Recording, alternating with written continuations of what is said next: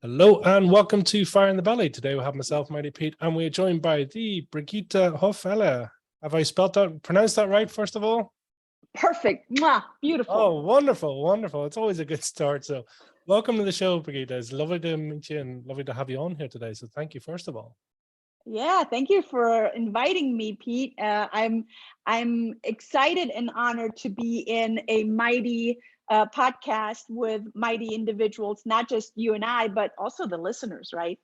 Absolutely. Absolutely. That's what it's all about. So to give our listeners a bit of background, so Brigitta is precision meets charisma. And as a powerful, engaging, and professional international speaker, Brigitta is also known as the fast-tracked female trainer and retired lead coach of one of the largest self-development companies in the world. As leading mentor, business coach, and author, she is invited to speak on stages all around the world. Her degrees in marketing, communication, social pedagogy, and education science validate her expertise, logic, and knowledge. But it is her creative humanity and passion which really makes her stand out and lead other credible, high-quality leaders. Brigitta was born and raised in Germany and resides in the US since 2004 with her two wonderful, independent, and successful teenage daughters and her husband, the renowned culture guy. She is the award-winning founder of the German Language School and the Montessori School of Cleveland. Also the founder and shareholder of the Montessori School of Cleveland, and as CEO and owner and grandmaster of the NLP Center, a global institute located in Atlanta, GA. She gives full credit for her success to her unique communication and listening skills, her tendency and her never-ending desire to take something from good to outrageously great, to add even more fuel to the fire and more credibility to her work.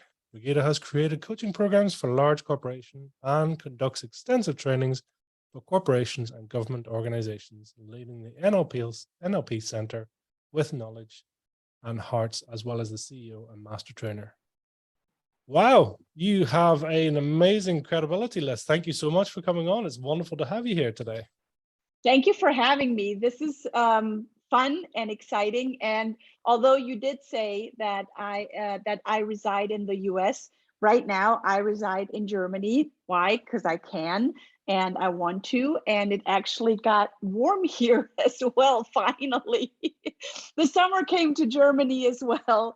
And we haven't been back, I'm going to say home, which is our second home now, for 3 years. So the pandemic had us take a little bit of a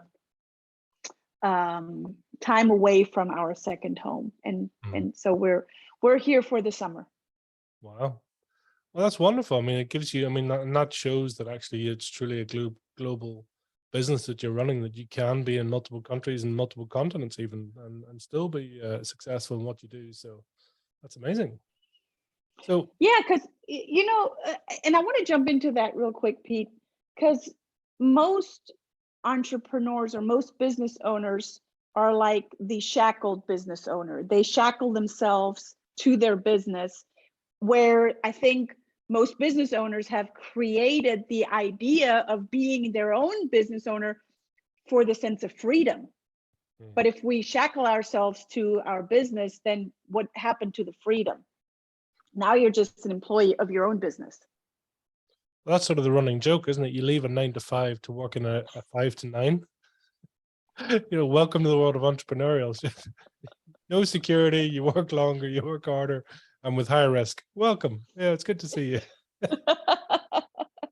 No, not in my world. Although that was, I'm not going to lie, right? That was my life for quite some time.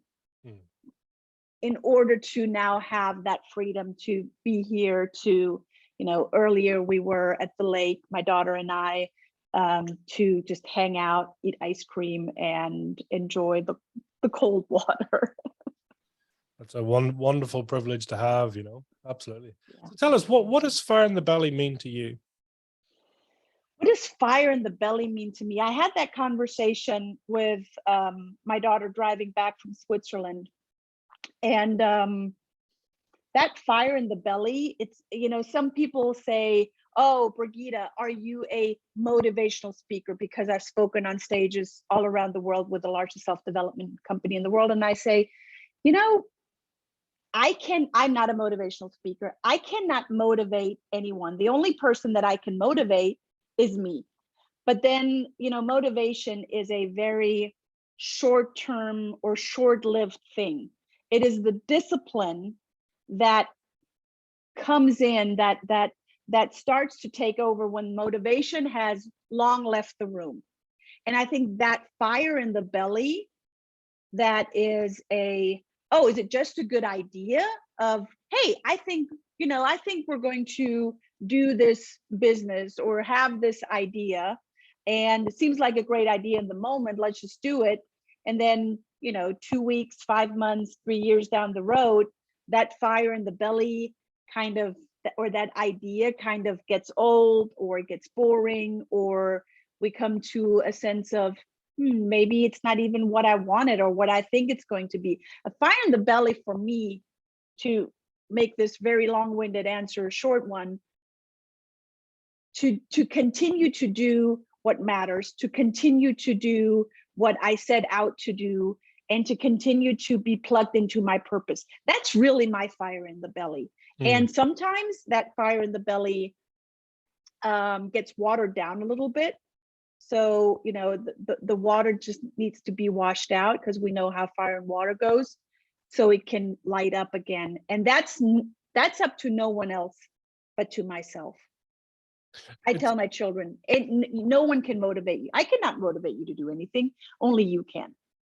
I mean, we're splitting the hairs here, right? Between sort of, motivation, inspiration, and then transformation, right? It's the first two are nice and it feels good and it has a lifespan, but the transformation is the bit that actually is where we truly change fundamentally who we are, right? And I think that's more the transformation. The motivation and the inspiration needs to happen in order to get to that transformation. So it is needed, right? But it's not, like you said, it's not lasting. The transformation lasts. There's a change in transformation to the better. There's a growth in that transformation. And there's also, going through some challenges and some times that are not that easy. And I think those are, when you overcome obstacles, when I overcome challenges, then I know I am truly on that growth path of transforming into that greater self, or into, like your brand, into that mightiness of myself, into that greatness of myself. And that takes time. That takes consistent discipline. That takes continuing to fire up that pilot light that sometimes dwindles down a little bit, to then, what do you need to turn that pilot light on again, or to fire it up all the way? What stage are you at now? Do you welcome problems now? Do you sort of see past problems and say, well, this is interesting, right? Or is it, are problems still aimed at you, and are they for you? And one of the laws that I teach states there is no failure, or there are no problems. There's only feedback. And when I can see it in a way that, okay, there is no failure, there are no problems, there is me overcoming, finding a solution, then I get to grow, and I get to continue to grow. I personally get to continue to grow. Although some people might say, well, Brigitta, you already have everything. You have the businesses, you have the house, you have the cars, you have the husband for over 20 years. You literally have everything. I want to continue to grow, me personally, because when I stop growing, in my definition, I start dying. And I want, as a leader, and I lead other leaders, I teach other leaders, are consistent learners. And if you are a leader that says, oh, I already know that, in my definition, you're not a leader.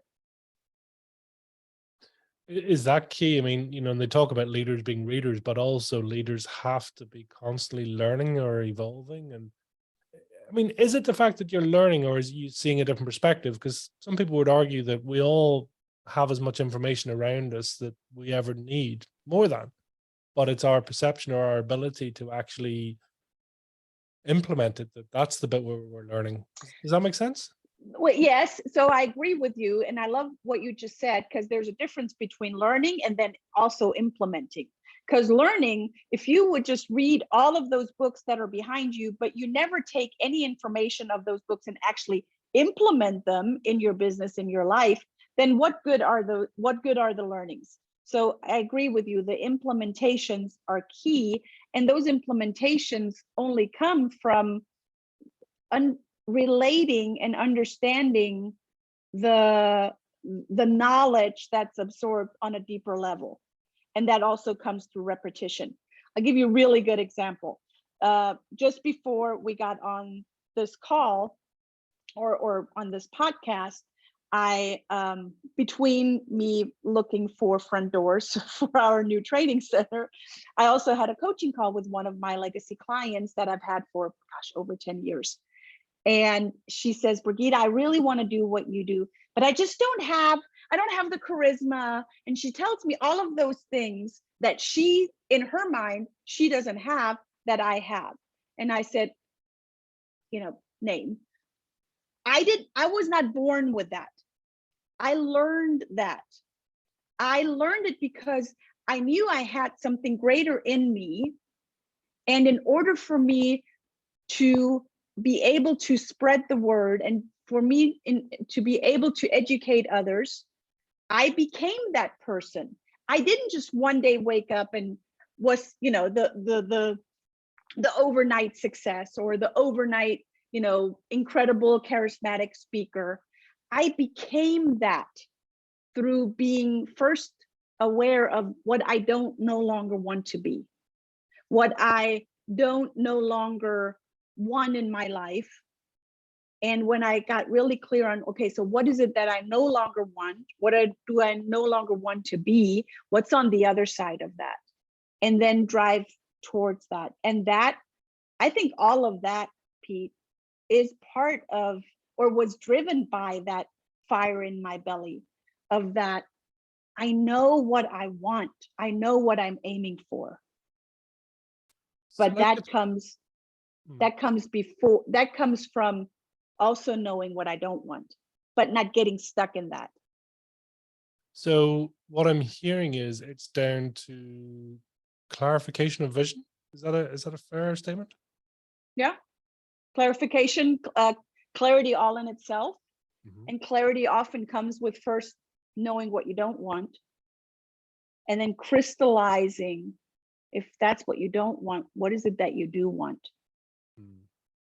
That's a useful technique, right? Because people say, "Oh, what do you want?" It's like, "Oh, I don't know." It's like, "What do you want?" This, no. It's like, okay, so if we have to go through the process of elimination, then that's productive too, right? That works. Yeah. We were hiking in Switzerland. My dog's team were hiking half hours, and she says, we were talking about life and life goals, and I said, so what is it that you want? And she says, well, and then she started going down a list of all the things that she no longer wants. And I said, that's great. Now that you're aware of that, so what is it that you do want? And she goes, I've never seen it that way, but you're right. So because I cannot get something that is stated in a negative, just not getting that. But if I actually am getting clearer, as a 16-year-old, that aha, if I'm actually being clear and, inviting what I do want, I can actually get that because I'm specific. And I love watching her get that concept. What is that, do you think? Is that visualization? Is that manifestation? Is that law of attraction? Or maybe it's all of the above, is it? I don't know. I would say it's clarity and it's crystallization. And then when when we are able to then, okay, so first, first step, I don't want this anymore. Great. What is it that you do want? And then spelling it out specifically. This is what I want. This is what it looks like. This is what it feels like. This is what it sounds like. This is what I think about it. If I go through all those 4 representational systems, now we get into a manifestation. So some people might call it manifestation. Some people call it the law of attraction. I just call it, being super clear so you can take those actions to then get there. I have a funny story, actually, just piqued my brain, or my what I'm reminded of. One of my clients many years ago, oh my gosh, it's probably a good 10 years ago. We have a weekly goal setting. Here are the things that you want. And then from that weekly goal setting, I have her set the monthly goals, the quarterly goals, the yearly goals, the 5-year goals, and the 10-year goals. So we're going from short-term to long-term. We're going then from long-term and reverse engineer it into short-term to see if it's in alignment, to see if it's congruent. That is what she truly wants. And then we do a mind board once a year where she writes out all of the things that she desires. One thing that she put on her mind board was she said she wanted a convertible. And I said, okay, so what kind of convertible? If you would find this convertible on the internet, what would you look for? She goes, well, I said, well, is it a Mercedes? Is it a, what does it look like? I don't know what that was. What does it look like? So she started describing it to me. She actually found a picture of exactly the convertible that she wanted in the color that she wanted, put it on her mind board. And about 3 years later, she, in our coaching call, she says, guess what? I got the car. And I was like, you mean the car that you put on your mind board? She says, yes, it was given to me. And then she chuckles. And I say, it was given to you. Why are you chuckling? And she says, well, my friend got a divorce. She actually had that car. It was in her garage. She asked me if I wanted the car. And of course I said, yes, I want the car. And she says, why don't you get a tow truck and get it towed out of my garage to your house? She didn't even question why she would ask for a tow truck. Why not just drive it home? But she didn't question it. She got a tow truck, towed it from her garage to her home. And she says, guess what, Brigitta? The specificity was amazing, but I wasn't specific enough because I didn't envision it with an engine. So she got the car without an engine. I love that. Be careful what you wish for, right? Be careful what you wish for. And I've gotten that several times over with my clients and in my own life. One of my clients wished for and really manifested a fixer-upper. She literally just moved into her new fixer-upper house after 1.5 years of fixing it up 2 weeks ago. So be mindful, because we're all master manifestors. Be mindful how specific you are and how more specific you can be to actually get the things in life that you want. So, always a very long-winded answer to your question. Look, I just want to circle back on something. You were talking about that conversation with your daughter. I mean, do you think, talk to us about nature and nurture, or born and made, where do you sit on this? Do we come here with the skills? Or we come here with the ability? What is it, do you think? That's an interesting question. And I go back and forth. I have a Montessori school. So if we look at the educational methodologies of Montessori, Maria Montessori, over 120 years now, developed this method that the child is already equipped. We come with this beauty within us. So in a prepared and safe environment, we allow all of the greatness and the goodness to come out of the child, right?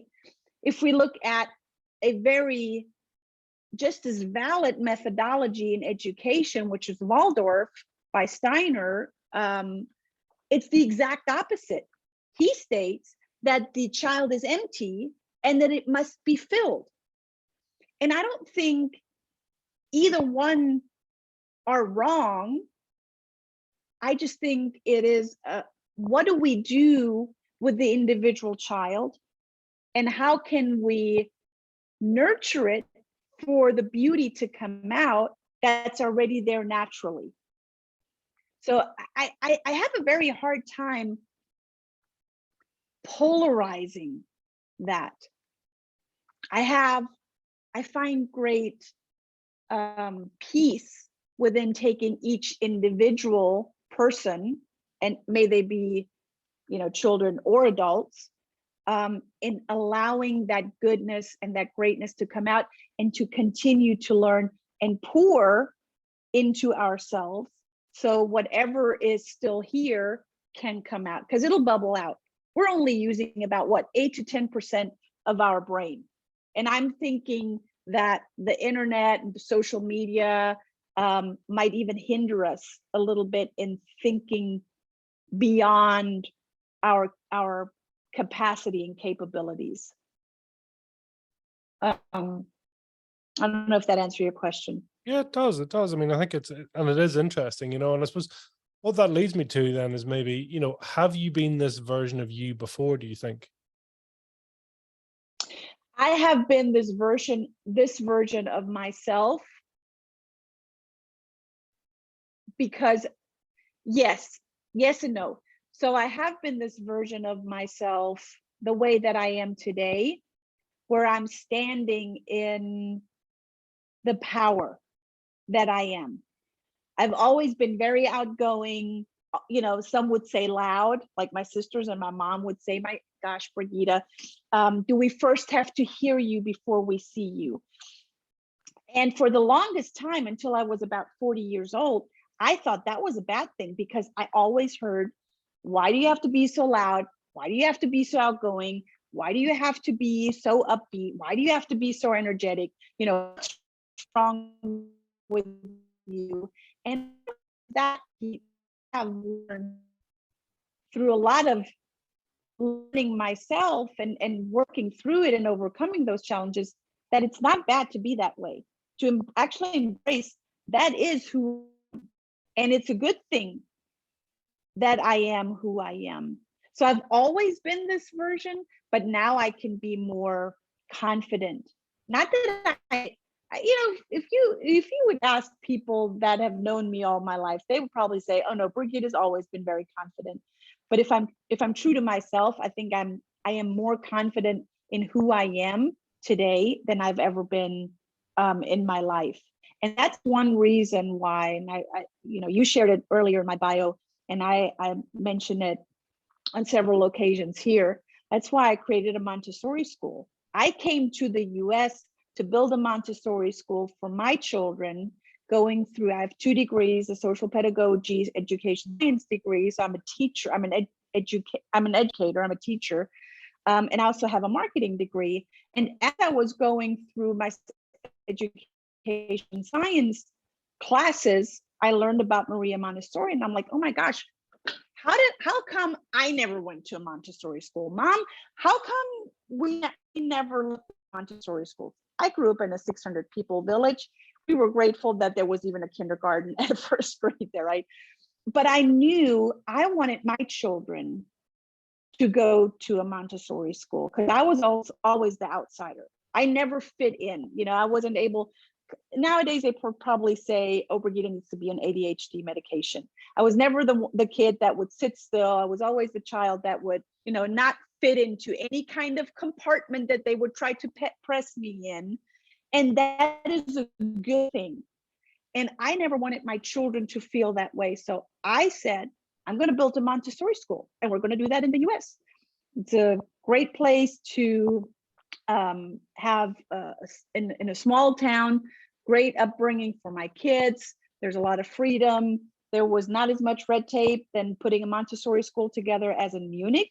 So we did that, and out of my work with children and out of my work with parents, because soon enough parents, it's a private school, parents would come to me and say, Brigitta, clearly You have a different child, a different version of my child in your school than I have at home.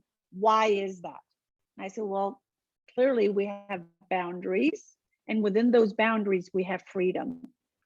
And children need boundaries, and children also need freedom. So how are you creating that balance at home? And they're like, oh my gosh, that's genius, but how do I do that? I work all day. So I started coaching parents. And out of that, I found, Pete, children are innocent by nature. It's the adults around them, the teachers, the thought leaders, the religious leaders, the parents, the aunts, the uncles, the grandparents, the friends, they all shape the child.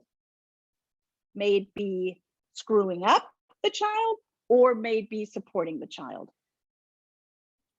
And when we can do great work with our children and allow them to learn at their own pace and allow them to truly be who they are in their essence, they're going to grow up to be adults that need, and I'm going to use a term, a technical term of therapy, less fixing.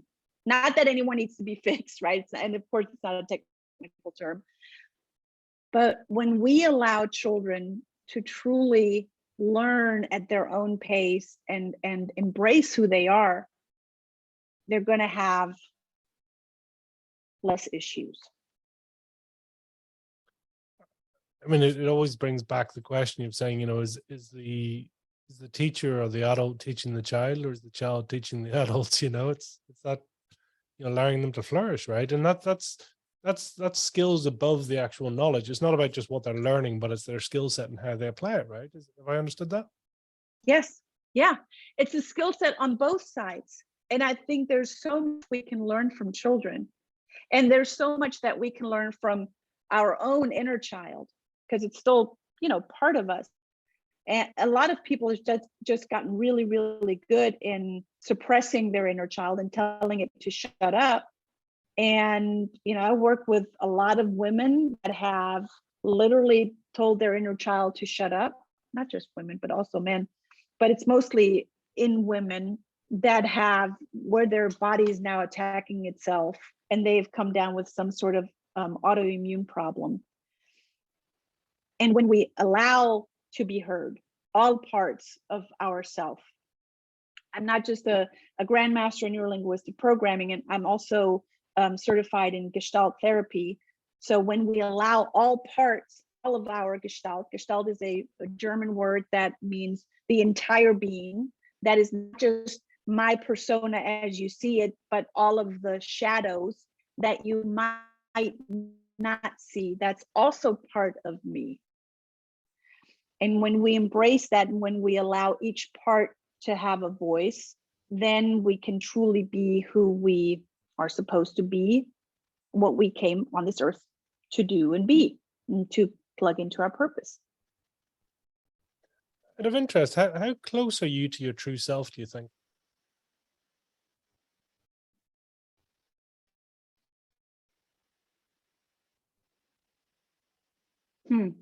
I think that depends on the moment. I can be the very reserved Brigitta at times, and I can just be the raw Brigitta and just speak my truth. I would say 80% of the time. I mean, what you get right now, you get a Brigitta without makeup. I have some nail polish on. That's way do over because I've been in Germany for so long. But I'm not afraid to say what I feel or who I am. I'm very comfortable, but I'm very comfortable in who I am, but I am not the other C word that I'm thinking of. Can't think of it right now. It'll come to me. There's another C word that could describe comfort. Complacent. I'm not complacent. I'm comfortable, but I'm not complacent. And that's a really interesting place to be, isn't it? To be comfortable with something, or to be appreciative of something, but maybe not complacent, because I mean, some people are, for some people, pressure is for diamonds, and other people, pressure is just bad planning, right? So I mean, it's always interesting what brings out our flow state, or what brings out our zone of genius, right? And for you, what is that? I mean, is it get you up on stage and we see the the sort of the almost zone of genius coming out within, or is it hiking up a mountain? Where is it for Brigitta? Hmm. So my state of flow comes, there's several components that I need to get into a state of flow. I have a great anchor that sits on my shoulders that I constantly charge. If you know anything about NLP, you place certain anchors. I have one that's the circle that I sit in my office, where my zone of genius is anchored in. One is up here that I always carry with me. So if I ever need a boost, I'll just fire it off and I'm ready to go. So my anchor is part of that. Music is a big part of that. My family is a huge part of that. I wouldn't say I'm not the Brigitta that I am intended to be without my family, but yet I would say that I'm very well with myself, alone by myself, but I really flourish being around family. And I love taking my family when I go and speaking engagements, when I travel. I love my family to be there because they also ground me. It's easy for me just to go like all out, and especially my husband. He's the one that says, okay, we gotta come down just a little bit. Just come down here just a little bit. So all of those pieces, it's a balance, but all of those pieces are part of me to continue to stay in flow or to get into flow. And one of the 9 elements of flow is you completely forget that you're thirsty, hungry, that you need to go to the bathroom or any of those things. And it's easy for me to get in there, and it's the family is there for them to say, okay, it's time to come back, it's time to come down, or take us with you on that journey. So yeah, family is a big part of that. It's beautiful, actually, when you can, I suppose, first of all, identify your zone of genius, your deep genius, and actually to be able to control, or to sort of, as you say, sort of choose when you go into it, and choose how you know yourself, right? Because a lot of people don't know themselves, really, do they? To be honest, a lot of people don't. Yeah. You find that to be the case? Not within myself, but you're right. A lot of people don't know in their identity. If you have ever read any books by Robert, he talks about the neurological levels, and at the very top of the neurological levels, there are 6 steps within the neurological levels. The very top is the mission and purpose. The one underneath mission and purpose is identity, and the one underneath identity is beliefs and values. Those top 3 levels are the most important levels in our being. Why we are here, who we are on this earth, what are we here to do, what do we believe in. Underneath the beliefs and values come our capabilities and skills. Underneath that, our behavior. At the very bottom is the environment. Most people are really good at changing the environment. If something goes wrong, if something is not, if something is not to what they like or to their liking, they'll change the environment. People that constantly travel or leave one relationship to the next, changing that environment rather than changing their behavior. Changing the behavior is a little bit harder than changing the environment. Adding on to capabilities and skills, that might be even a little bit harder. And now when we get into the beliefs and values, the identity and the mission and purpose, that is something that is not necessarily set in stone, but that's really deep.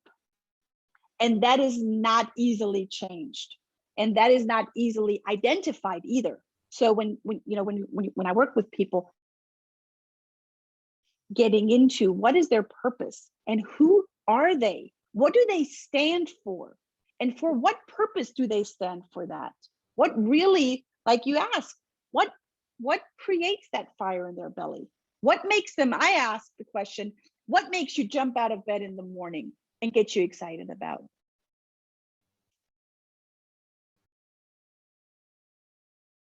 I don't know if that answered the question. Yeah, it does. It does. And I mean, are you clear now on your own purpose for life, your own mission, your own reason why you're here? Is that come to you yet? Should that ever come to you? And what's it all about, do you think? I think I'm getting a deeper meaning or a deeper understanding of why I am here. I don't know if I'll ever fully come to defining it 100%. I don't know if anyone ever does. Like Confucius says, the journey is the way. It's not the destination, it is the journey towards that. And I don't think I'll ever get there. But I recall my father was a missionary and he passed away 9 years ago. But when I was a little girl, he always said, "You're a tool for humanity." And I'm like, I'm shrugging my shoulder. I remember, I'm like 5 years old. I'm like, I don't know what that means. Okay, if you say so, but I don't know what that means. But he's literally anchored that in for me as well. He's literally spoke that into my existence. And as I was continuing to learn, and as I was continuing to grow, and as I was continuing to help other people, I was like, he's right.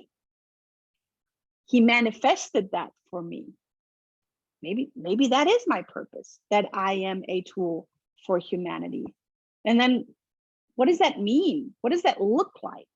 Does it shift?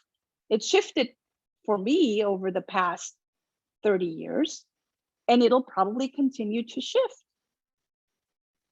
But I will always tap into that tool for humanity.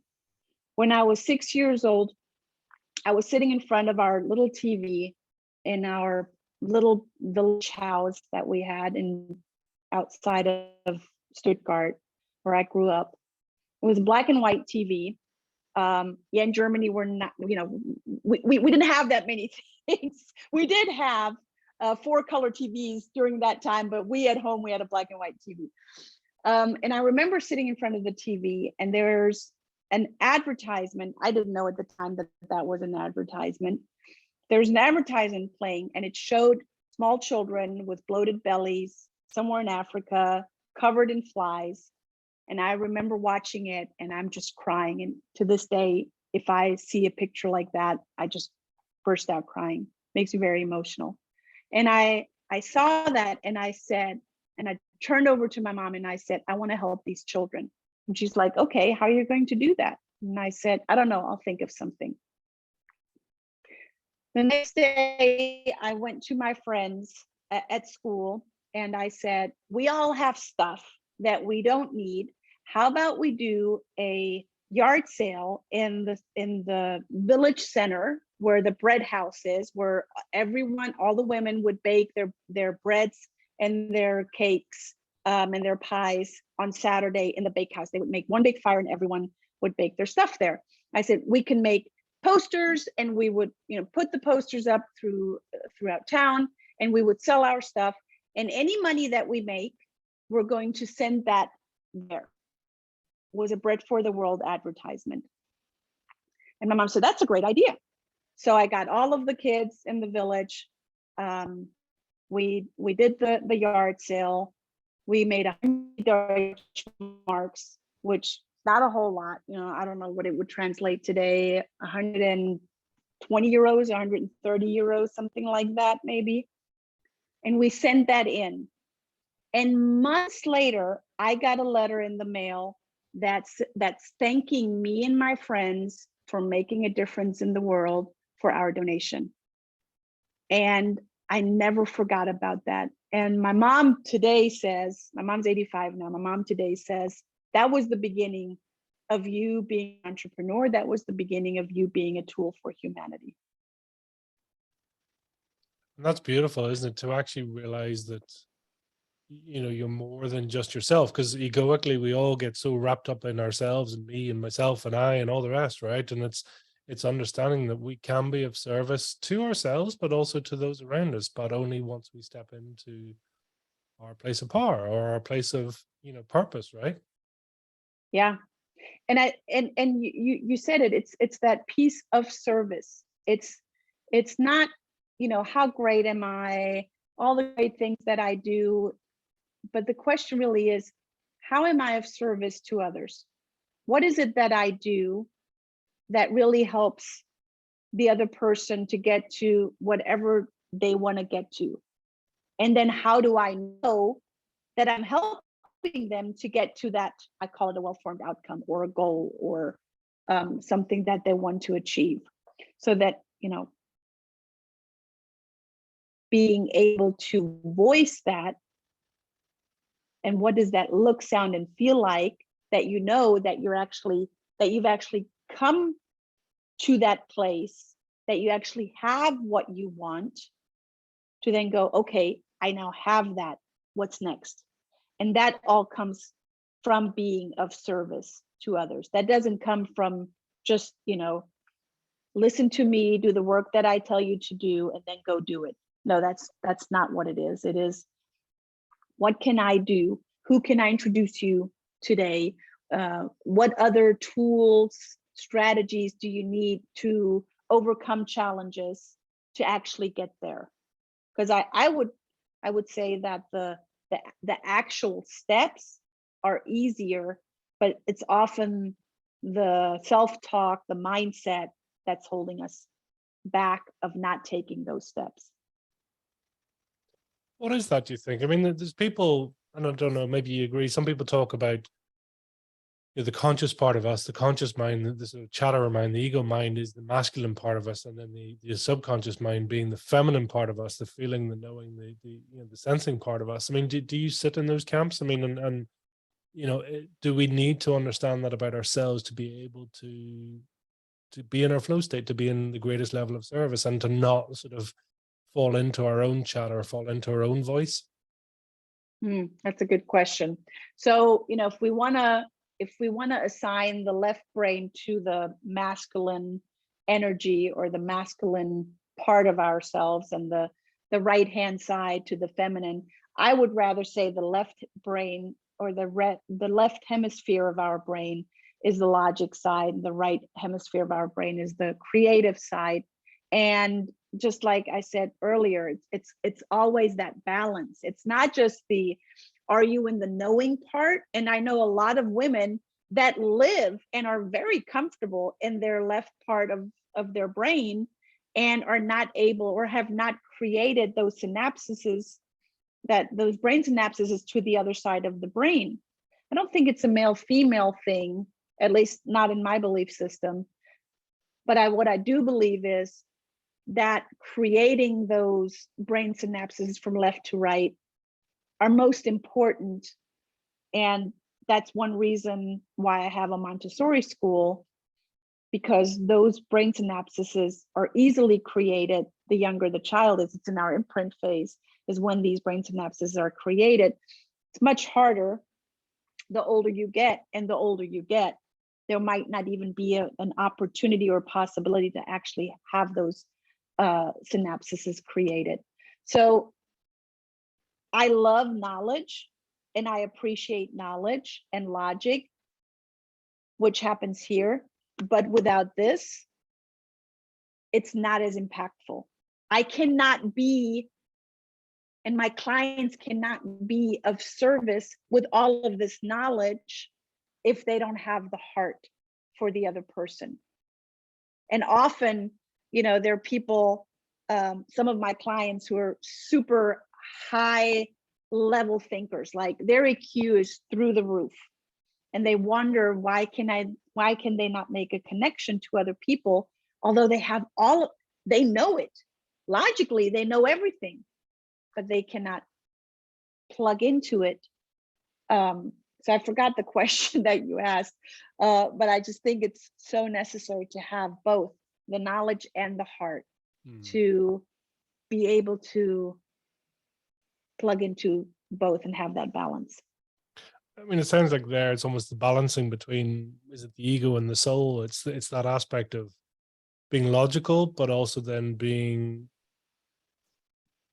emotional, maybe. Is that the right term? So it's getting the balance between the two and saying, yes, this is a logical step, and yes, this is something that means something to me. This is not just a logical, this could be good for me if I do X, Y, and Z. It's like saying, I want to do this, I get to do this, I love to do this, right? Yeah, you're right. And it's good to have that logic. It's very necessary to have that logic, but without the emotional side, or without the side of the creative side, the soul side, the spiritual side, I don't think it is as it doesn't take you as far as you can actually go, right? And those people, I think of one client that I have who is a recovering overthinker. And he came to me and he says, I have all of this knowledge. And he came to me 6 years ago or so. And he said, I have all of this knowledge and I want to build a tribe of followers, because he has all of this knowledge to bring to others, but I can't connect with people. And I'm constantly overthinking, and the overthinking keeps me from taking action. What do I do? And we continue to work on that. And just 2 years ago, I think his tribe is now at 10,000 people, because he started, here we go with the implementation again, he started implementing, not just being here in his head and overthinking it, but also speaking from his knowledge with heart and with empathy and with, one thing that I said to him at some point, rather early on as we were working together, and I said, you can either be right, which he was right most of the time because he knew everything. You can either be right or you can be happy. And sometimes you got to choose which ones you want to be. And he came back many times on that, being right or being happy. And he said, because of what you said to me one time, that has come back to me over and over. And that's why I today have a happy marriage, because sometimes I might be right, but it serves me a lot better to be happy and just to keep my mouth shut than to be right. And I think it's that discernment, right, of when is my knowledge more important and of service to others, and when is my lack of knowledge, or just me sitting there and not talking and not spewing out my knowledge, but just listening with an open heart. Yeah, I think it's the balance. Is that, do you think, one of the superpowers we could all have, is just to listen to ourselves, listen to others? Yes. Listening is a big, big part. I'm actually doing a TED Talk in a few months in Frankfurt on the topic of listening, and listening on 5 levels. We hear active listening, and we hear emotional or empathetic listening. That's all great. But how do you do that, right? How do you listen with empathy? And with the 5 levels, which I can't share with you yet, but I'll share with you once the TED Talk's out. With those 5 levels, you get to immediately implement. How do you do that? Dalai Lama said, I think it was a Dalai Lama that said, when we talk, we hear the same thing over and over again. But when we listen, we will actually learn something new. Just out of interest, what for you is the difference between listening and hearing? Hearing is just a deciphering noise, and listening is truly, because listening doesn't just happen with the ears.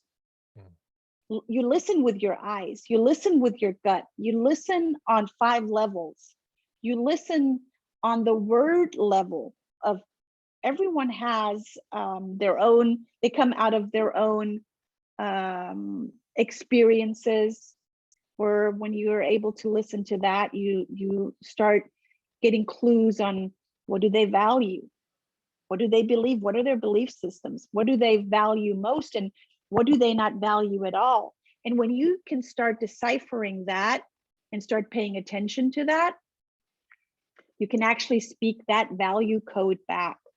And that's when true rapport is being built.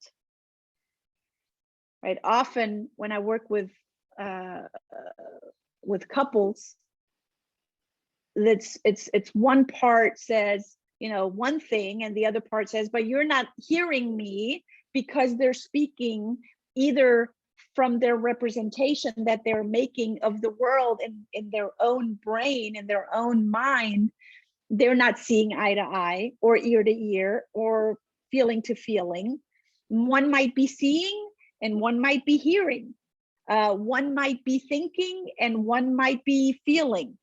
So deciphering that and being able to plug into that and its nuances, right? And if you don't know how to listen for it, it's just words. It's just noise.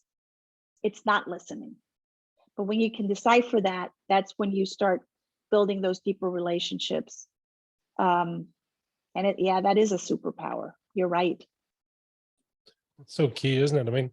I mean, out of interest, what's your learning style? Because I hear quite a bit of kinesthetic in there. I hear a bit of visual as well. So do you have a particular style and different applications? I'm very visual. I'm visual and kinesthetic second. So good for you for picking that up. Now, for the listeners that go, well, I don't know what that means, right? To add a little bit more fuel to the fire, my husband is high auditory digital. That means that he is all in his head. When we drive to Florida on vacation, from Atlanta to Florida, it's about a 9-hour drive to our Florida home. He will have, for 5 hours, he loves to drive. I don't like driving, but he loves to drive. And he'll have a full-blown, full-speed conversation with himself in his head. And after 5 hours, he'll turn to me and he'll go, and what do you think about that? And I'm like, wait, you need to give me a little bit of context, because I have no idea what you've been talking to yourself for the past 5 hours. So that's how different we are. And then we have learned to adapt our communication style, me to him, to speak more on a thinking level, and him to me to speak more on the visualization level.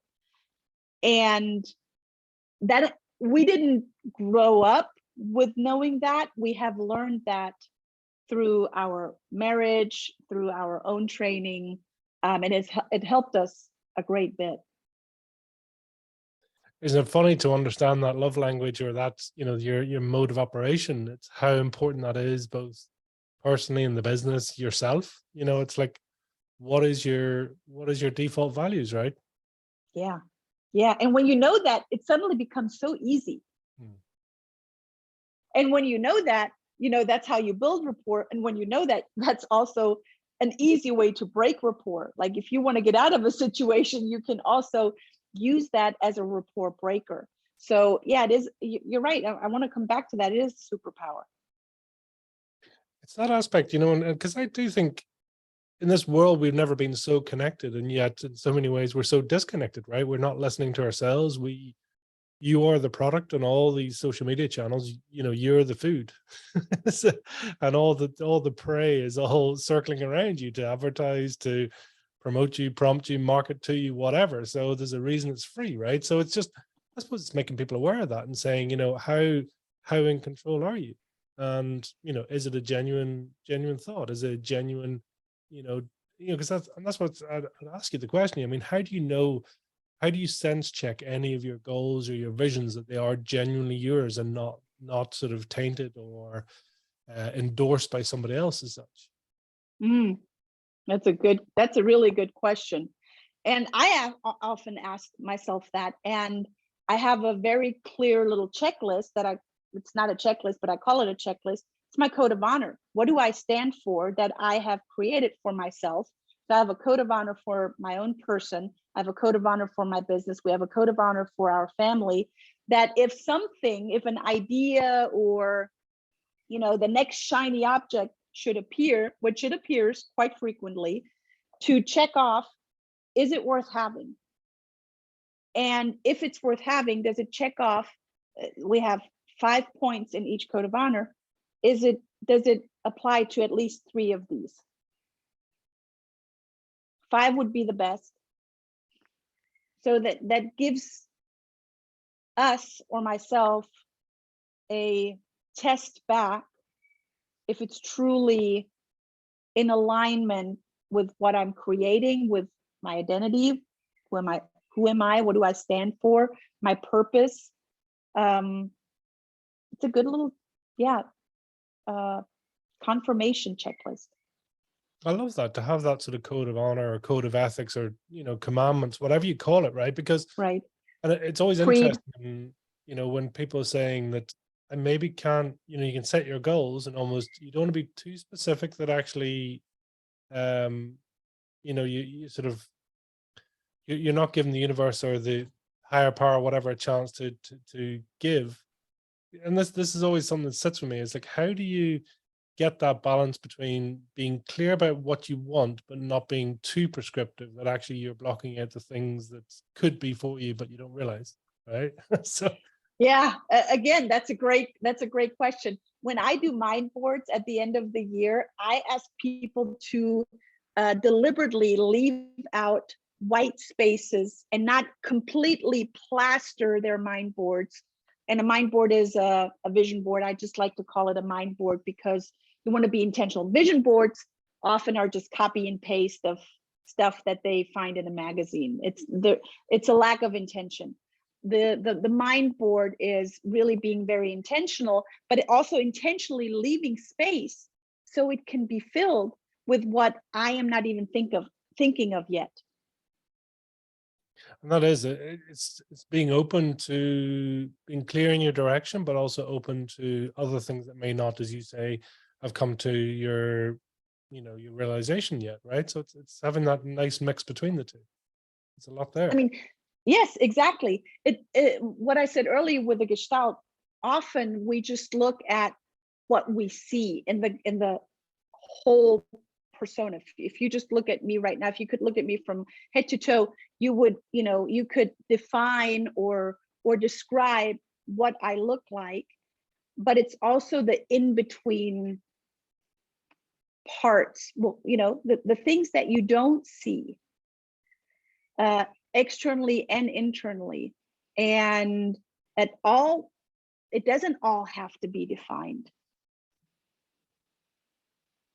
If it were to be all defined, it would be such a rigidness. Imagine a tall skyscraper or a bridge that would be built by someone that thinks that way. Well, the whole construction would completely fall apart because you cannot build a bridge that is rigid. You cannot build a skyrise, a high rise that is built in a very rigid, poured in concrete. There's no wiggle room because everything is completely defined. There's gotta be some flexibility in it, right? I mean, for you, in terms of the goal setting of, as you say, really there's sort of mind setting, mind boarding, how important is that for you in your future and your growth and your expansion? I mean, is that something you do religiously? Is that a traits for success, as you might call it? Yeah, we do that. I don't want to call it religiously, but we do it consistently. We've been doing it consistently for a long time.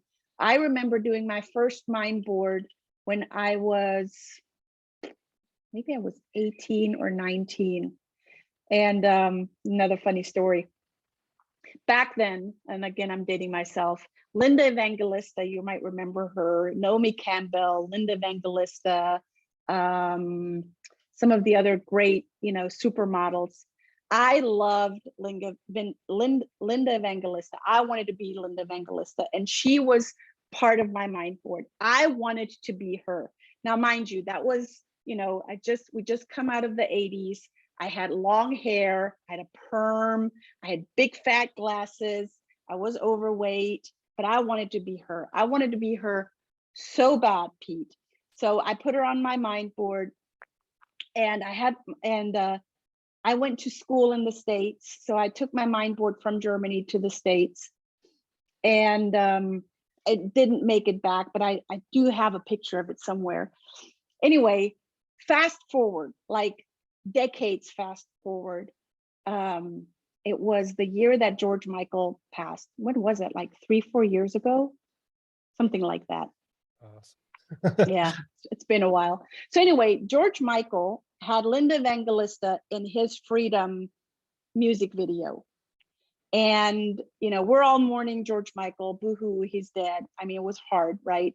So I'm sitting in front of the TV watching the Freedom music video and crying. And our daughter, who was young at the time, she walks in, she looks at the TV screen, she says, "Look, mommy, that's you." And then I really cry, right? And I'm like, oh my gosh, I had no idea what I was creating when I put Linda Evangelista back then on my mind board. And it took steps. You know, I cut my hair off. I started walking the vineyards in the town that I grew up. And as I went to the States, continued to work out. And really, all of that send a subconscious signal to my mind. That's what you want. Go work for it. Go create that fire in your belly. And I didn't even have to turn on the pilot light. It was already on. So it's a consistent practice that I have for my business. We do a mind board every year for our businesses. We do a mind board for each person individually. We do a mind board for our family. What do we want to go on vacation? You know, what do we want to create? We did a mind board one time on some packaging paper that in the States, they often use packaging paper in lieu of a tablecloth, and they give you crayons. So our children and my husband and I, we started envisioning our new house.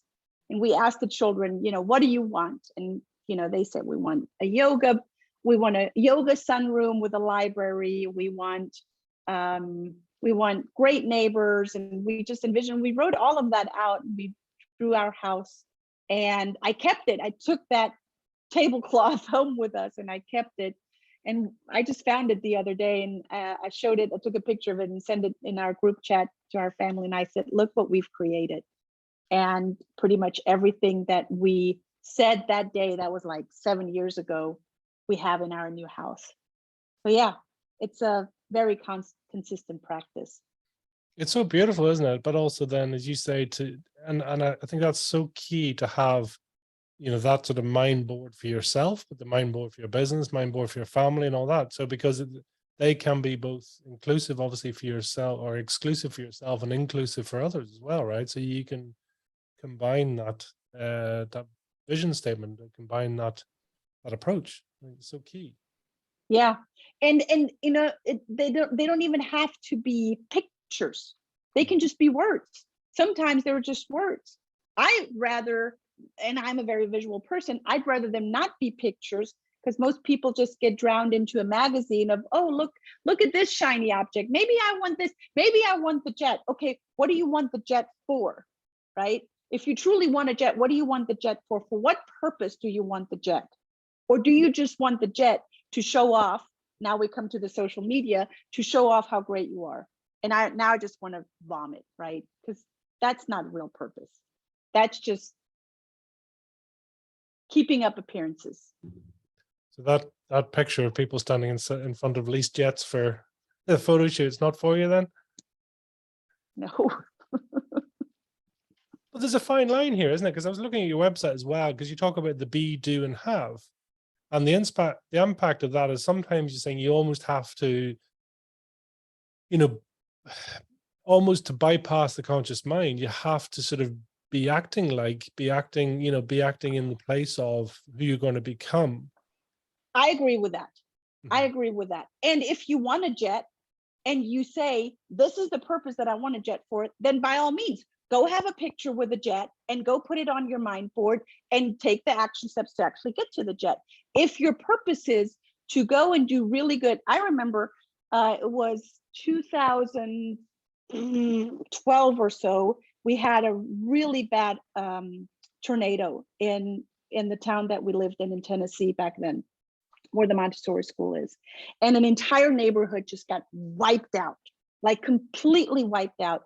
We immediately, the whole school, my family, we went in, we helped the families.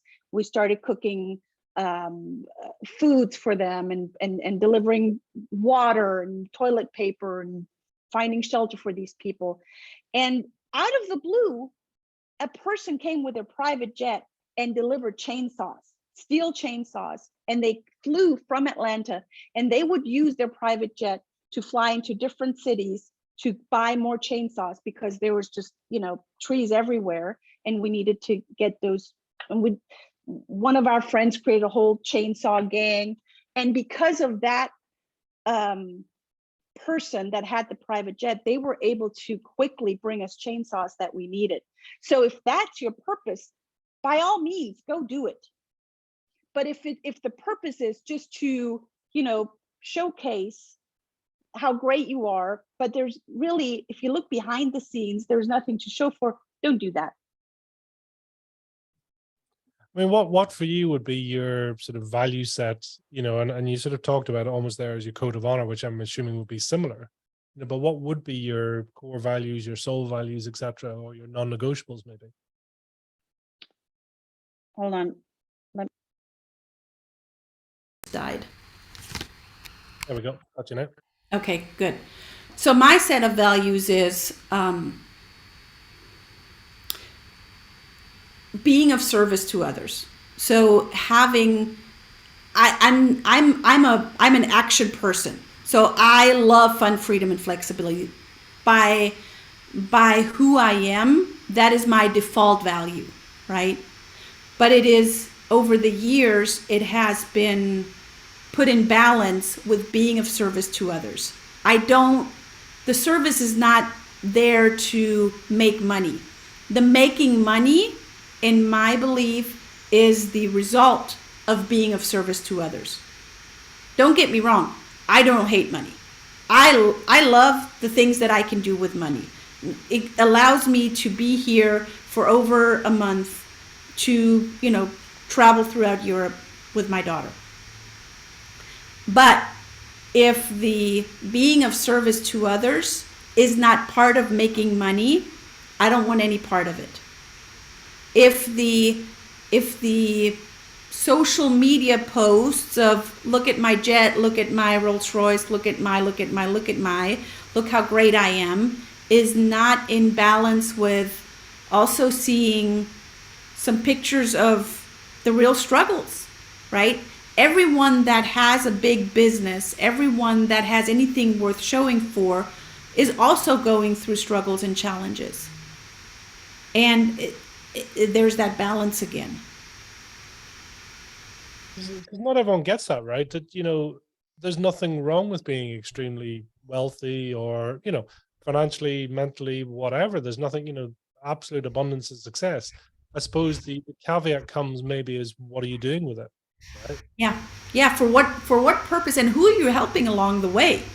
Who are you lifting up? Who are you supporting? Who are you inspiring with that?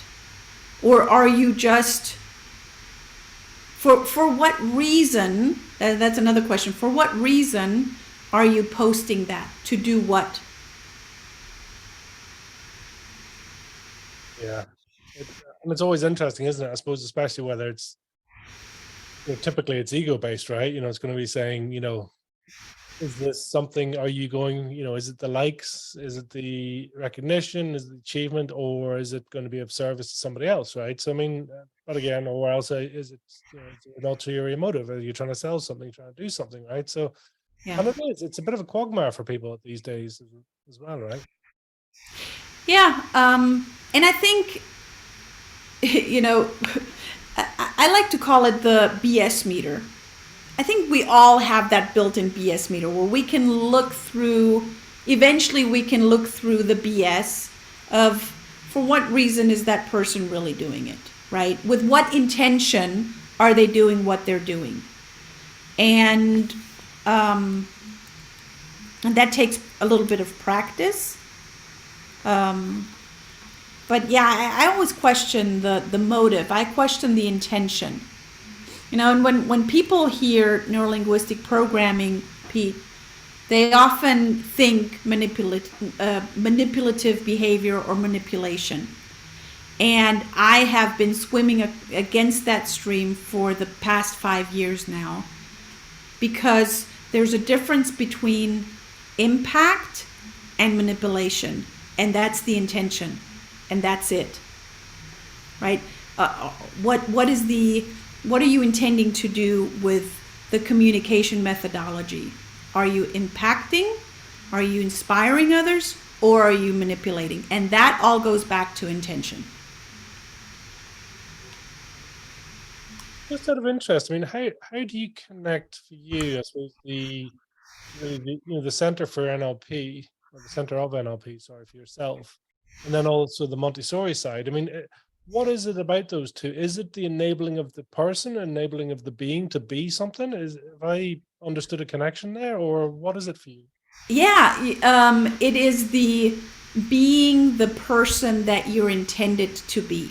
And most people, and that's what I said, you know, why I've created why I've started to switch to teach adults rather than to teach children. I'm out of the day-to-day operations of the Montessori school. I have built that business very successfully. I don't have to be in the day-to-day operations. I live in a different city now. But I've come to the conclusion, when I am able to help adults to be educated and to have a good, positive and intentional communication skills, that they will make their life better for however they define better, and who they are in their identity, and therefore they model to others, because we're constantly modeling to others, if we want to or not. We're constantly being a model to others. May they be kids or may they be adults. So if I am tapping into who I am intended to be and be a better communicator and therefore be a better listener, be a better person, then I'm a model to other people, and that makes me just a better, world citizen. I think that's where it begins. I mean, do you think then almost a common global thing is to find your own purpose, to be the best that you can be, and therefore you will be of greater service to other people, right? So it's all starting with self, right? It always starts with self. Our communication, anytime we hit a challenge, it starts with self, right? If we're good at pointing fingers, that should give you an even greater indication that it starts with self, because you point one finger out, three fingers are pointing back at you. And I'm reminded of me coming to the US, building a Montessori school, and in the beginning, I was 33 at the time, building the school, thinking, there I am, I'm German, I have all of these degrees, I have a business plan, I know how all of this works, I know it all, right? Those three things, those three words, I know it, will seize any kind of learning. And I lived in that mindset for a good 3.5 years. And I had a huge turnover in staff. And because I had a huge turnover in staff, because I wasn't able to connect, I was able to connect in the beginning with the new staff members to make them really excited about working for me. But then, as they were working with me, they found, she's really rigid, my German self. She's really, quick. So it's got to be done how she wants it. I'm talking about myself. And then they would leave. And that would happen over and over and over again. Now, if you have a business and you have staff and you are in the service industry to children, there are parents that are paying tuition money that will look at that for a little bit and then will say, you know what, she needs to get her stuff together. And until she has her stuff figured out, we're going to pull our children out. So not did I have staff that would come in, I would train, and they would leave. I had a huge turnover. That meant a lot of money that would go out for trainings, for the Montessori diploma, $3,500 for each teacher. That was a lot of money. And at the same time, I had to constantly look to fill the classrooms, because it was a private school, or it is a private school, of the tuition being paid. So for about 3.5 years, I'm going, well, these teachers that are leaving, they're all idiots because they don't know what they're missing. They're all dummies, right? So I'm pointing fingers at all of them going, they just don't know an opportunity when they see it, so they're all dummies. Until I finally one day said, well, wait a minute. There's a common denominator here. And I had to take a deep look in the mirror, because the common denominator was I. And that was a very hard pill to swallow. But that was also, and I despise this term, I'm going to use it anyway, pivotal moment. I think the word pivot has been used too much over the past 2 years. But it was that kind of transitional moment, let's call it transitional moment, where I saw, I don't know it all. But I didn't know what I didn't know. So I had to first go on that journey of, what is it that I'm lacking? What is the gap that I am looking to fill, so I can become the person to not just build rapport with people, but to keep it. And for you to, if you're to banish the I know statement, then what would you replace it with? What puts you in the opening and learning mindset? What do I not know yet? And that's a good question, because most, if you look at the knowledge pie, imagine a circle, and a small sliver in the knowledge pie is, I know what I know, right? And another small sliver in the knowledge pie is, I know what I don't know yet. Okay, so now I know, that other small sliver, what I want to learn, or what I don't know yet. But that leaves like 90% of the pie of, I don't even know what I don't know. There's all of these things that I get to continue to learn, but what is it that I need in the moment? And how do I get to the root? How to get to the bottom of, what do I need to know right now? And who do I ask? Certainly not social media. Because now they will try to sell you anything on the face of this earth. You need to know, you need to have this mentorship, you need to have this program, you need to do this workshop, you need to do this coaching. And that's where the code of honor comes in of, what is it that I need to know? And what are the challenges that I have? And what tools or strategies do I need to overcome those challenges? Or that one challenge? And for you, I mean, do you tend to find that you can actually see in people, or do you see it or sense it in other people what they maybe can't see for themselves? That's the whole point of the coaching, right? That Yeah.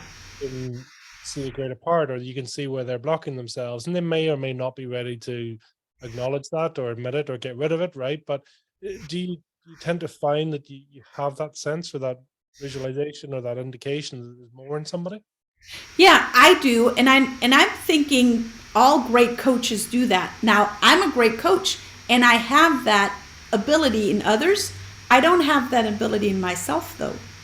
So as a great coach, I surround myself with other great mentors and coaches that I work with, that I pay great money to, because I know where they will take me. Because I will only stay as comfortable. When I work out with a personal trainer. Because if I work out by myself, I'll just stay in my comfort zone, right? I might do a +1. I might do +2. But that's about it. I would never push myself, Pete, to a point where I want to hang over a trash can and puke my guts out, okay? I have been there with my personal trainer, and I gotta say, I feel great afterwards, right? But I would never push myself. And it's the same in business, it's the same in our personal lives. And I do have that ability, but only with others. That's so key, isn't it? To one, either identify yourself and say, listen, as you described it there earlier, I don't know if she has a name, but she is the one that wants it now. And yourself, your greater self, or the other person that you are. So the two parts of you. But to identify that and saying, yeah, left to my own devices, I probably won't do it. Therefore, I need the structures and skills in place to stop her or she from actually stepping in and, and sort of opting out of everything, right? Yeah. And that, I think everyone would have that ability if they would embrace that change can be simple and fun. But I think most people, and I come from a culture where change is hard and not wanted.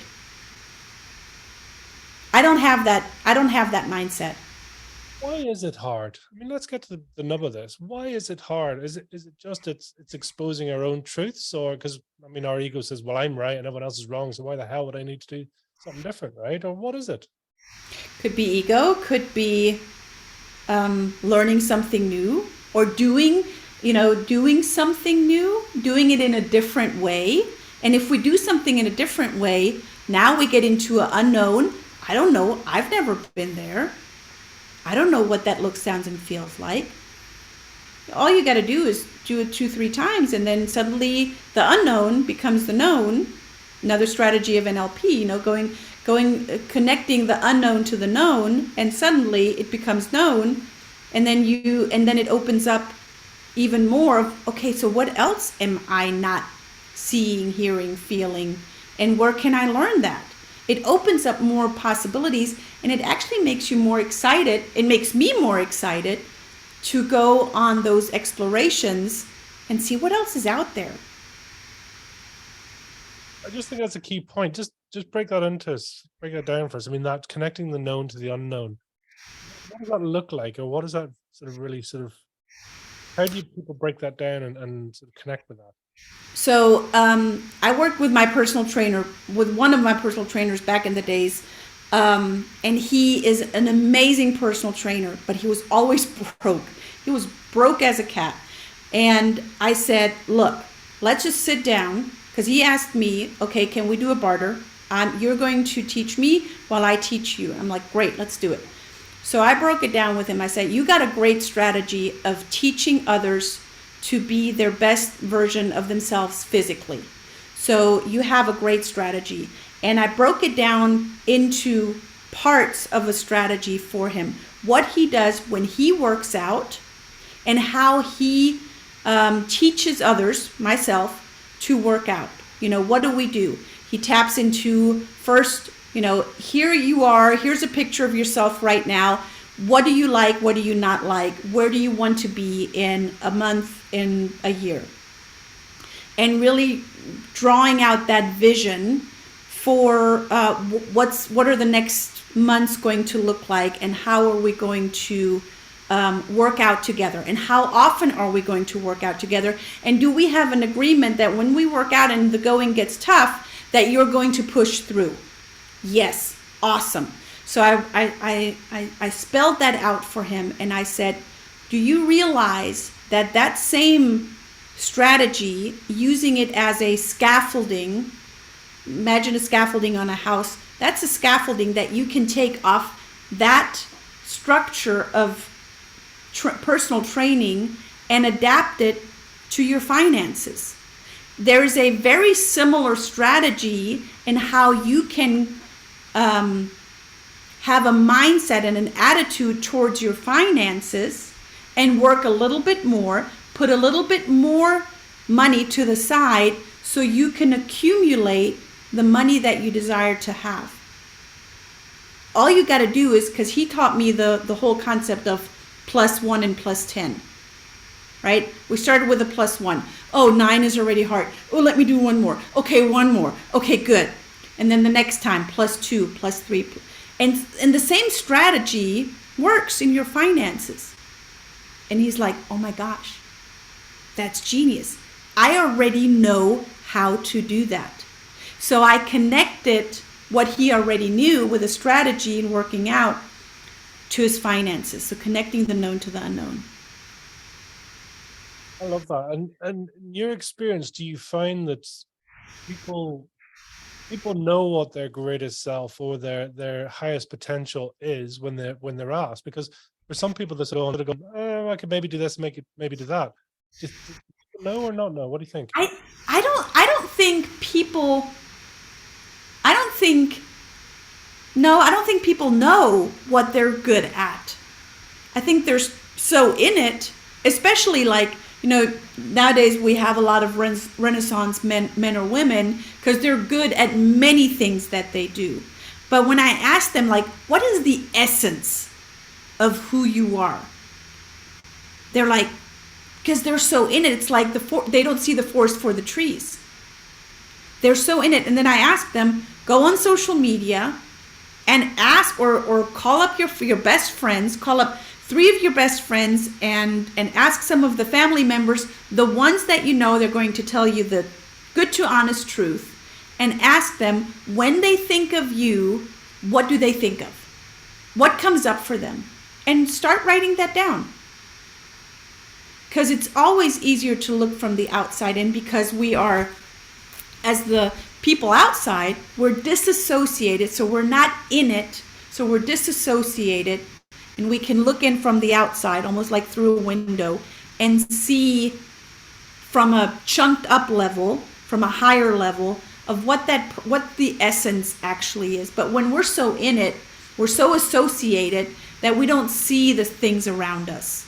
It's like fish out of water, right? 2 fish are swimming in the ocean, and one fish says to the other, hey, do you know that thing called water? And he goes, no, what is that?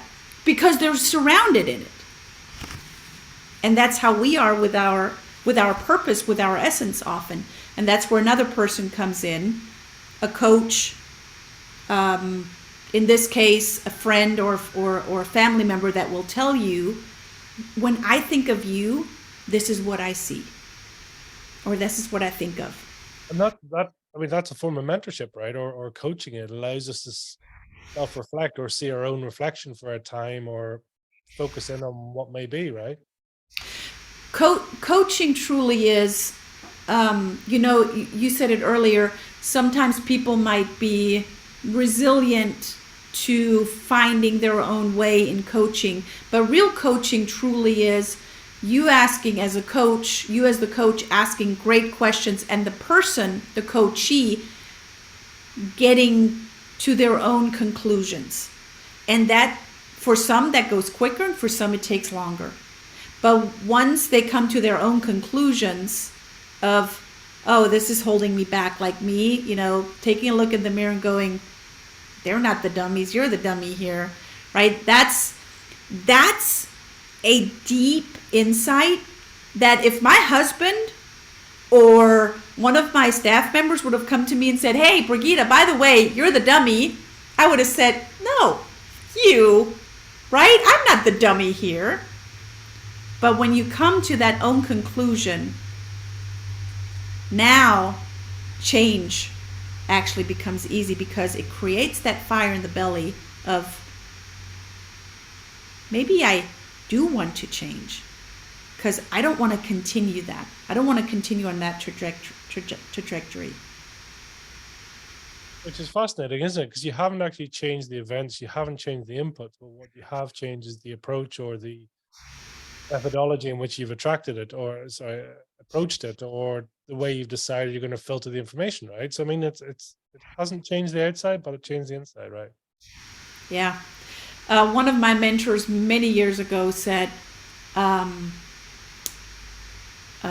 work on the inner so the outer works. Work on the inner so the outer works. It starts with our inner game, right? One of the success laws that I teach is thoughts lead to feelings, feelings lead to actions, actions lead to results. Thoughts, feelings, actions, results. So if I don't get the results that I want, it comes back to the thoughts that I have. And that goes in both directions, positive or negative. Let's just get that clear. So thoughts, feelings. So it's what you think leads to what you feel. What you feel leads to what you do. And that's the result that you get,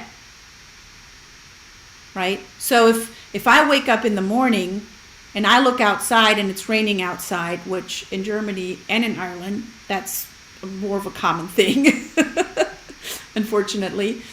And I look outside and I go, oh great, it's raining again, right? That's a thought. And then I have a choice. That thought, I have a choice.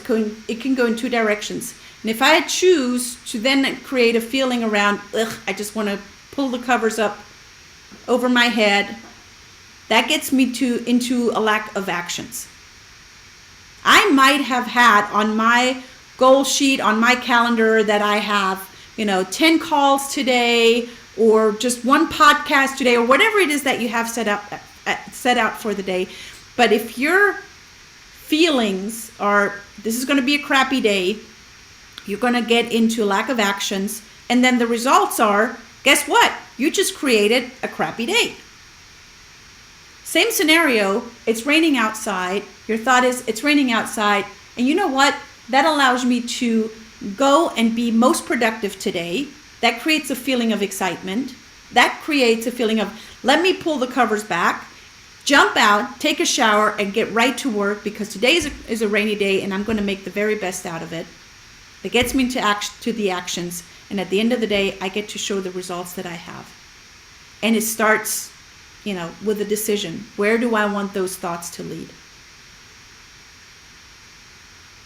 Do you like yourself? Do you love yourself? I love myself. Not in an ego way. That's key, right? Yeah. Because this is something, again, my 16-year-old daughter said the other day. Because, being a teenager, Pete, it sucks. Can we agree on that?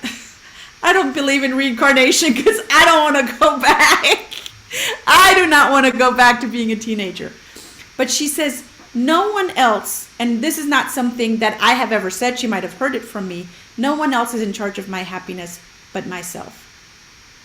And that was a big insight for me, where she is in her mindset. And I said, tell me more. And she says, I got to love myself first before I can expect anyone else to love me, except for you, mom and dad, right? But I got to love myself, and I'll be happy because I'll be happy with who I am. And I'm not happy. I'm not making my happiness depend on something that's external. For a 16-year-old, I thought that was pretty darn elevated in a mindset. Yeah, it's key to love yourself.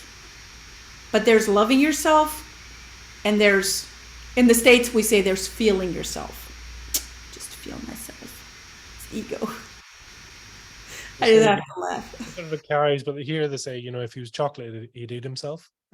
I always love, but that it is that thing of going, and I suppose part of the show and things like that, and that's a real turning point for people, where they say they like themselves, they love themselves, and those that don't. And we've done a lot of interviews that haven't been published, and it's because when you delve in and people say, I don't love myself, and quite often it's at that point the interview goes to stage where we can't publish, because they share things that I haven't told anyone, or they share things that is not out there, and that makes me sad. I think, unfortunately, it's not everyone lives with fire in the belly. Not everyone lives, and unfortunately, totally unstatistically, I think it's probably a very low percentage of people that actually do like themselves. Mm-hmm. I think it's sad. It is sad, because they're here for a reason, not for themselves. Me liking myself has everything to do with me, but it has everything to do with everyone else. I'm part of something greater. And when I don't like myself, when I don't love myself, when I take myself out of the game, then other people are missing out. And I say that not in an egotistical way. I say that in a coming from a servant leader heart of way. What's been the biggest, or one of the biggest lessons that you've learned through your life that's caused change? Definitely the lesson of I don't know it all, and to learn more on how I can be a better leader. That was a big lesson. That was a hard and a big lesson, and that took, after that realization, it took years to truly own that and to learn, what does it mean to value others on their value level, not on mine? What does it truly mean to seek to understand rather than to be understood? What does that truly mean, and how do I execute that? How do I put that in practice? That practice piece was another big challenge. Learning it, implementing it, and then practicing it and seeing what difference it makes. That is that continuous, I suppose, monitoring of self, isn't it? Is that sort of, what am I practicing? What am I doing? Reflecting on self, as opposed to sitting in the I know, and this is my truth, full stop. Yeah. Challenges. Yeah, the self-announced gurus of, I already know that and everyone's got to listen to me. That just doesn't work for me. What's Brigitta capable of? Having a lot of fun. If it's not fun, Brigitta's not doing it. But Brigitta's capable of a lot of great things. I would probably even go, what's Brigitta not capable of doing? I'll tell you one thing that I'm not capable of doing. And when we drove through Ascona in Switzerland, my daughter said, I want to go paragliding. And I'm like, that is one thing that would push me completely and utterly out of my comfort zone. Jumping into just midair. I don't know if Brigitta's capable of doing that. And if she would be challenged, she'd probably do it. I don't know if I need to, though. I'm very clear on where I want to go and what my code of honor is. You like being out of your comfort zone?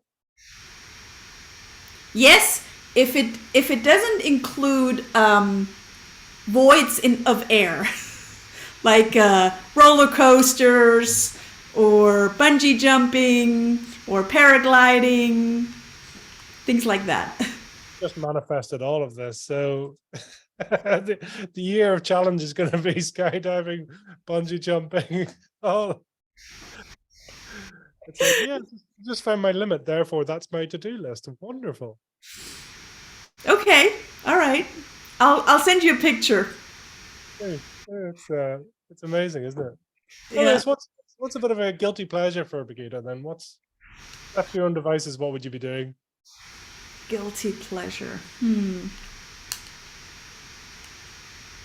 I love to go and dance. My children would probably say, "Oh my gosh, Mom, that's cringy," right? What sort of dance? What was that? What sort of dance do you do? Oh, just freestyle, just 80s music. Just give me a good club and I'll dance all night. I recall, I used to go out by myself. If I didn't have friends to go out with me, I would just go out by myself and I would just dance like all night. And I didn't grow up drinking alcohol, and I never drank alcohol when I went out to the club. And people would come to me and they would ask me where they can buy what I'm taking. And I'm like, I'm high on life, guys. It doesn't cost a thing. Just, you can just tap into it right here. Yeah, that's a guilty pleasure. Definitely dancing and hanging out in the sun. I'm the Energizer bunny that runs on solar. I was going to say leisure and pleasure for you. What does that look like? Say that again? Leisure and pleasure. Is it lying in the sun? Is it up a mountain? Is it? No, it's not in snow. It's on the beach. It's in the water. Rather in the water's got to be warm. It's in the water when the water's warm, or on the water if the water's not warm yet. But definitely sun and water. That's my element. It's funny how as humans we just love to be beside the water, looking at the water, in the water, on the water, whatever, right? For some reason there's always water involved, right? Yes, exactly. And snow, I've had it all my life, is not something that is desirable to me. Yeah. Funny how we're all different. It's still water, but just at a different temperature. And it's interesting because my daughter, who grew up in the States and was born in the States, and when we come to Germany, she's just in awe. I mean, if you would look out here in the backyard, you would see the Alps in the background, and she's just in awe of the mountains and the snow, and she wants to be just in that. And I've had it all my entire life growing up. I'm like, meh. Isn't it funny how we all perceive things differently, or else how we sort of get so used to our surroundings? Yeah. It almost takes somebody else to. I mean, it's the embarrassing thing sometimes when visitors come and they've actually seen more of the local attractions than the person who lives there. It's like, okay, I should maybe get off my backside and go see some of this stuff, Right. Yeah, exactly. I mean, do you think, do people get you? And I mean that respectfully. Some do, some don't. Some people think I'm full of myself, honestly. And some people, see that I'm just my unapologetic self. That's who I am. And that's fine. Either one is. I'm not here to convince people otherwise. I'm not in the convincing business. Which is really interesting, isn't it? It's that aspect of, if I want to be served or helped, then I'm here, but I'm not here to convince you otherwise, right? Yeah. Yeah. I'm clearly not for everyone, but I don't think anyone is. And that's fine. That's what was it, like 7.2 billion of us on this planet. So I mean, even if we appeal to just 1%, that's probably more than anyone could ever deal with. So, right. I'm totally cool with that. yeah, I mean, even if I appeal to 0.01%, then yeah, that's good enough. That's still pretty remarkable, My goal is much higher. Yeah, and there's no wrong or right. There's just what is. Tell me this: if you were to try and explain, or to describe your fire in your belly in one or two words, what would they be?